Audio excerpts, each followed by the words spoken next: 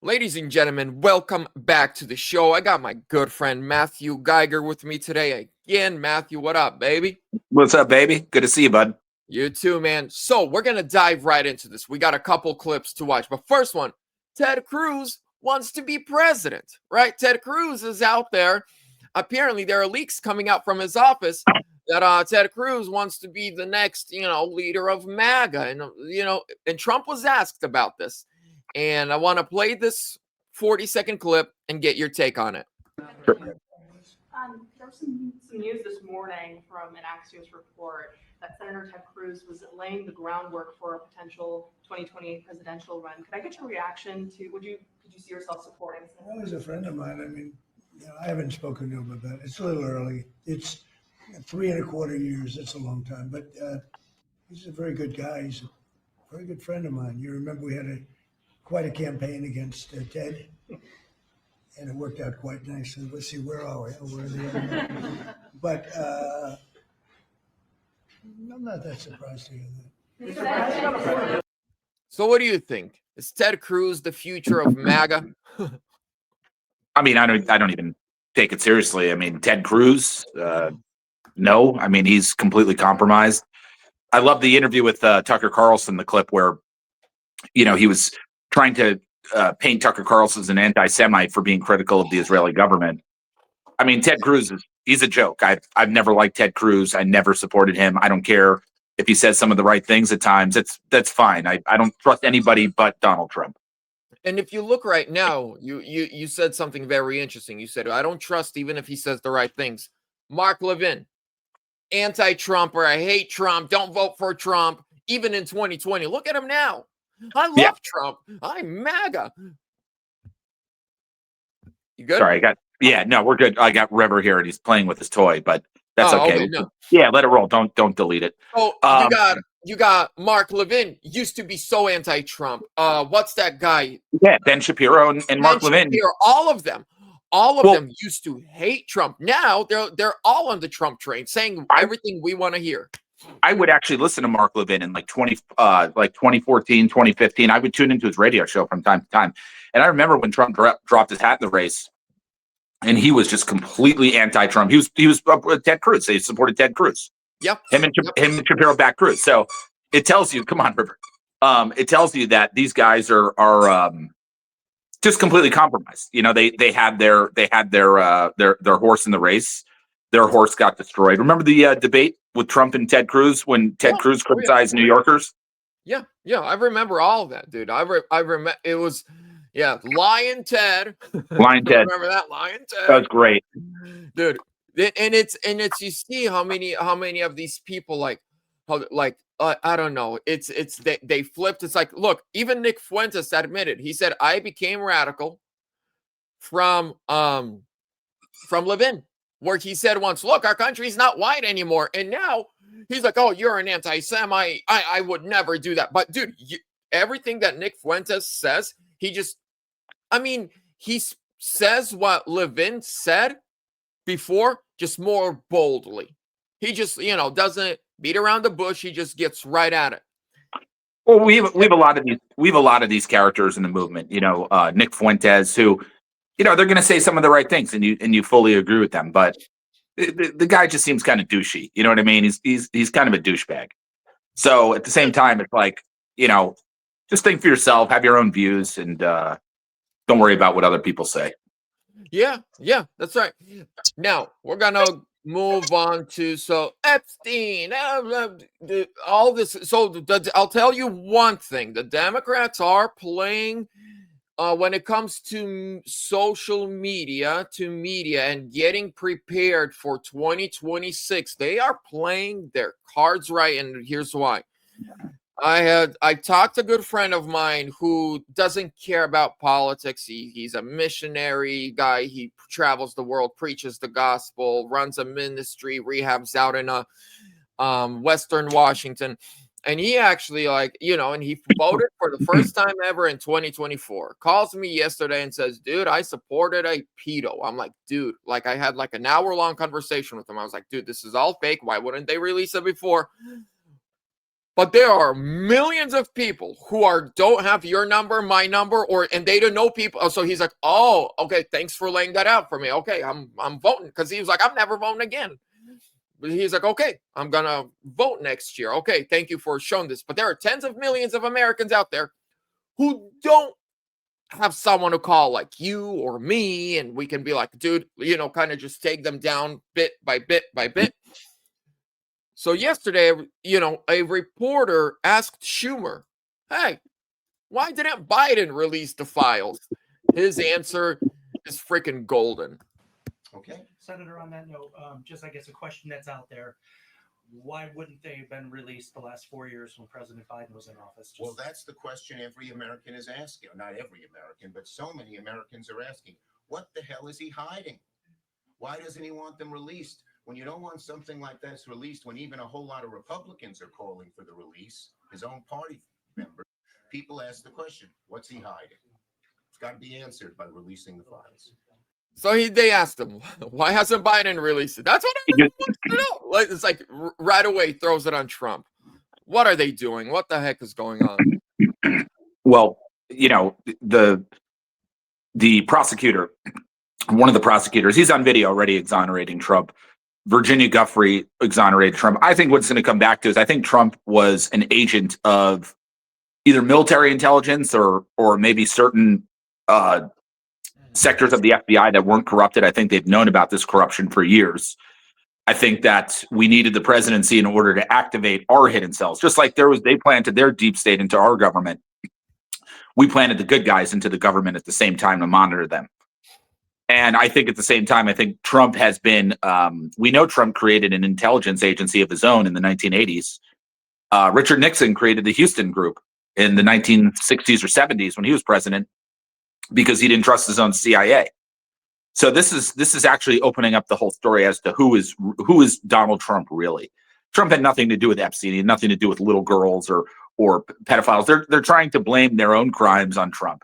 And just think of it like this. This is all you have to tell your Democrat friends. Look, you guys were so certain about Russia. Mueller was going around saying, hey, we got the evidence. We're holding it close to the chest. Adam Schiff came out and blatantly lied, saying that he's seen the intel, right? Blah, blah, blah, blah, blah. Swalwell said a bunch of nonsense. What did that turn out? How did that Russia investigation do? You know what turned out? It turned out that they all wrapped themselves up in high treason, which is punishable by death, by the way. That's high treason. High treason is not punishable by death. High treason is. They've committed high treason. Obama and his entire administration, his intelligence agencies, you name it. So when these Democrats sit there and they're so certain that they got Trump, it's like, you guys have been at this for what, a decade now, and you've never gotten him once. You had to falsify misdemeanors that weren't even misdemeanors. You had to falsify misdemeanors and bring them up to felonies. I heard that judge allegedly took a $10 million bribe, by the way, to do that. So Trump is just letting them go and commit the criminality. Let them say whatever when the truth comes out. Look, these guys can say whatever they want. They can be clever. They can spin stuff. It doesn't fool people like us. And really, what's happening is people are becoming wise to it. People are getting a lot smarter, and they're seeing who a Chuck Schumer really is. Go Google. Here, your audience should do this. Go on Google and type in Chuck Schumer's wife, and you tell me what you find. We gonna do it right now, baby. Let's do it, baby. Google. Yeah, Chuck Schumer's wife. Chuck Schumer's wife. Yeah. I mean, that's a man if I ever saw one. You know That's like me putting on that's like me putting on lipstick and Vlad calling me his wife. Yeah, I mean, it's 2025, baby. What's up? I mean, at least Michelle Obama had the decency to, trim up and try to look a little more feminine. This guy's just not even hiding anything. He's just like putting on some long hair and some lipstick. It's embarrassing. I mean, just imagine, right? This Plaskett lady, right? This Representative Plaskett, this lady that's from the whatever islands. She's getting text messages from Epstein as she's questioning Michael Cohen. Mm-hmm. Yes. I mean, yes. Okay, so let's extrapolate that. If she's getting text messages from Epstein in critical, let's call it depositions, right? What do you think we're going to find about all these people that have been giving depositions like her? They've all been talking to Epstein on their cell phones, and they've been doing it for years. Trump has their communications. Okay, the military has their communications. This is not going to end well. They can try to spin it. It's going to seem like Trump did something wrong, right? At times, people are they really think like, oh, geez, maybe maybe he's involved in something. Hey, we got to look at it. Like everything's going to come out. It's the same playbook. It blows up in their faces every time. But it's scary because it's going to lead to a lot more. I think this is the type of stuff that'll create an economic collapse. You know what I mean? But really quickly, I do want to say this, and this is what I said to my friend yesterday. I was like, do I think Trump ever did anything with children? I was like, no. I was like, do I think he was a womanizer when he was younger? Liked a lot of women? We know that for a fact. He cheated on his wives, but it was with grown women, right? That's why he had his first and second divorce. He was very open about it. He's like, I like women. I'm like, plus, if you look at his faith in God, he openly says, I just became a Christian, like really started trusting God when I got shot in the ear. He's like, before then, it was like, he's like, up until then, he openly says that, right? Before, and like, do I think he slept with a lot of women? Yeah, he's a grown man. He with a lot of money. And in those circles, did he do the stuff that these people did on the islands with these kids? No. There's, and they're going to try, again, like you're saying, they're going to push it. And this is her. House Democrats exchanged text messages with Epstein on how to hurt Trump during the 2019 congressional hearing. But take us back to what they will do to protect themselves, to save themselves. Because look, if you collapse a country, if you collapse an economy, if you completely destroy the government just to save your ass, there's not even a prison cell to put you in. Well, you got to look at it like this. And before I even get into obviously the gold, silver stuff, it's not even just these politicians, it's the law firms that they work with. These law firms, for example, I'd be watching the bond markets in New York City and California. These bonds were issued, and take the California light train, for example. These bonds were issued. This is really serious stuff. So listen to this. These bonds were issued for the light rail, $20 billion. Okay. There's not a single piece of train or track that was ever built from that. Where did the money go? And this is that's just one example of probably tens of thousands of examples of these massive projects where nothing gets done, the money's stolen. And now that these bonds have to pay out, it's happening right now. These bonds are going to have to pay out. They can't be paid. And if you can't pay your bonds, well, guess what happens? They don't issue new bonds. So what you're going to see is a complete shutdown of New York City. Schools are going to be closed, buses, subways, trains, you name it. Everything is going to shut down in New York City and in California. Okay. And then this idiot Mendami, okay, who's not even a legitimate candidate. This guy is in his victory speech, he's bashing Trump. He's going to be begging Trump here in the next couple months. And let me tell you something, when New York City and California shut down because they can't get issued new bonds, let me tell you something, it could very well collapse the economy because of what will happen as other effects happen in markets, in the dollar. This is really what they know this crisis is coming. So what are they going to do? They're going to try to feed you some nonsense, feed you some type of narrative. You got to get out of the banks. You got to get out of the fiat dollar. We're going to be moving back to Treasury, right? We're going to go from the Federal Reserve back to the Treasury. Trump already has it planned out. You can see it. He's got fencing around the Treasury Department right now. Why did he put up the fencing? Because he's signaling to us what he's about to do. Also, remember in 2020, right as COVID hit, he took the powers of the Federal Reserve and handed them over to the Treasury Department. Trump's already been working on this stuff since day one. It just took time. And you don't hear about it. You're not going to hear about it. All I can do is sit here and help speculate with you probably what's going to happen. How it happens and how it all goes down, who knows? No one knows. Did you watch his sit down with the Prince of Saudi Arabia today? I didn't have time today. No, I've been on shows. He was asked about the Fed because at the beginning of 2026, the president, and he said, I made my decision who it's going to be. He said, I interviewed a lot of people. He's like, I thought Scott Bessent would be good, but he's staying in the Treasury. He's like, and we know who's coming in the Fed. He's like, I've made my decision. You'll find out soon. It's already done. Okay, you're just watching it playing out now. So as this stuff plays out, and believe me, people are going to have to feel it in their pocketbooks, their IRAs, their 401ks, their checking savings accounts, their money market account, their brokers. People are going to be feeling it everywhere. Why? Because that's the ultimate blame. When people see their money gone, okay, and you can pin that on your political opponent with legitimately, not through the lies and nonsense that these people are going to try to pull, but legitimately pinning on them through all their corruption. I mean, look what Elon Musk found. I'm just reminding people. Elon Musk found hundreds of trillions of dollars in wasted money. They found 14 money printing machines in Congress. Where is that money? Where did it go to? I want a money printing machine. Yeah, you could watch that interview. I forget who it was with, but somebody asked Elon, and he's sitting there. They're like, "Oh, can you fix the government?"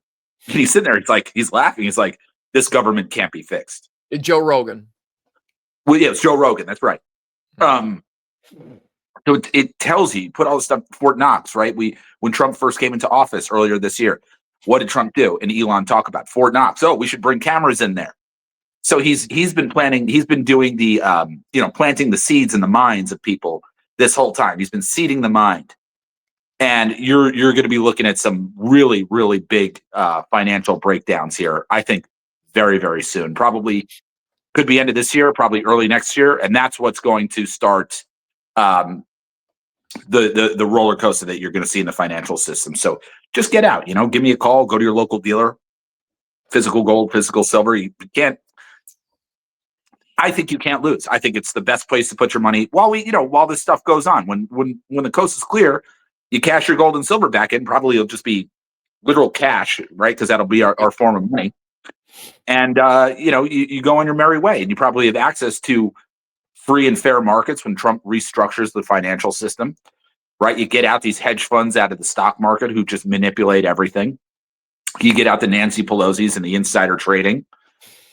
You go back to free markets. You don't have free markets. You never had free markets. You're playing. If you have a stock portfolio right now, you're gambling in Vegas with your retirement money. Literally, that's what you're doing.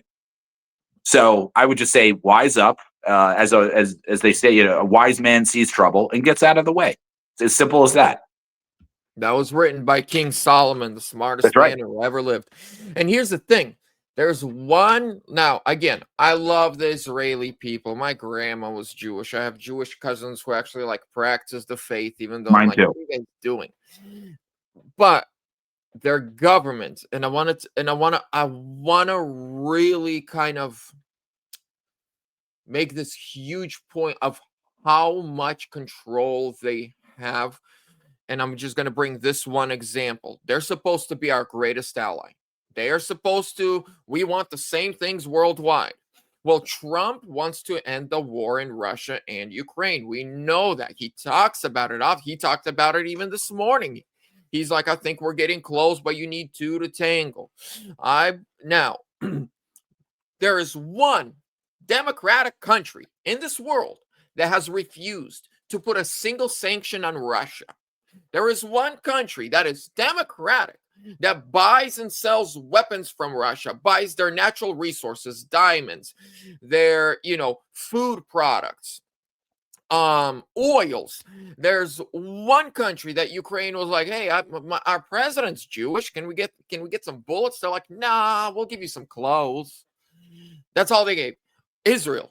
But no one even mentions it. And most people don't even know. When I bring it up, they're like, really? I'm like, Google's free. Go look on Google. They said we're staying neutral. Russia's our homie, and help. Go in if you because China, we're sanctioning China and India, but China and India aren't aligned with Western countries. They're not with Western values. They're more of the Eastern side of the hemisphere. They're more Russia oriented, and so you see this whole again, this corruption just goes deep. It goes far. And I want everyone to remember this date, and you, Matthew, January 15th. I believe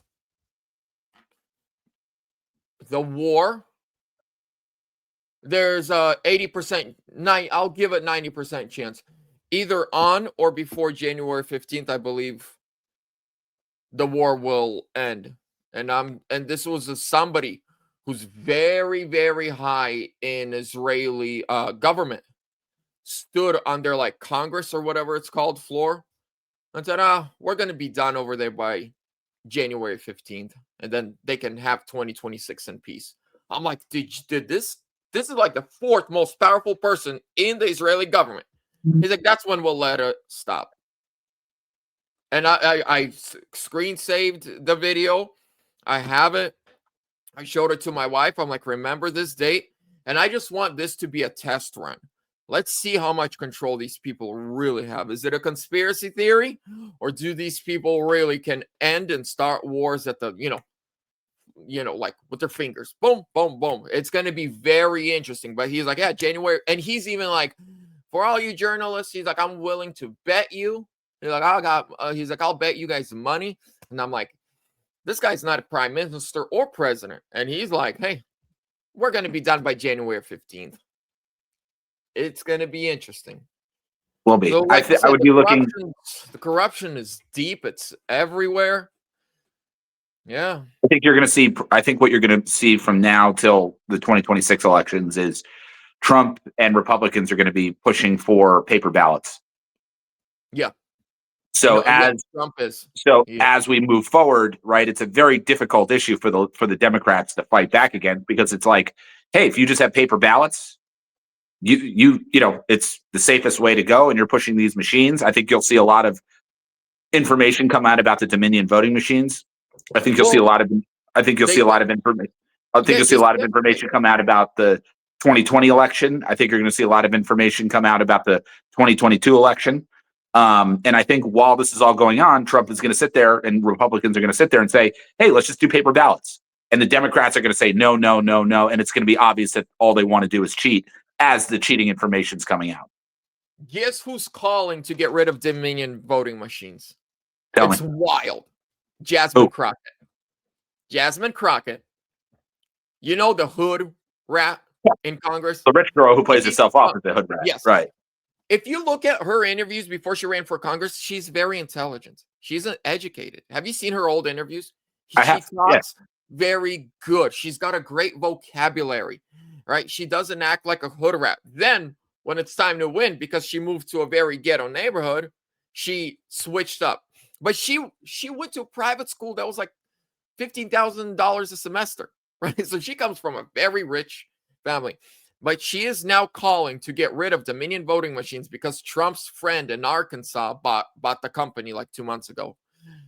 And on Real American Voices yesterday, one of Trump's close friends, and now he's an attorney, said they opened up these machines and they found cell phone chips, right, in the motherboard.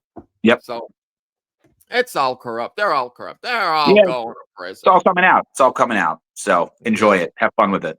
Well, ladies and gentlemen, that is Matthew's personal cell phone number. Call him, chat with him, protect your finances. We love you. God bless you. We'll see you soon. Thanks a lot.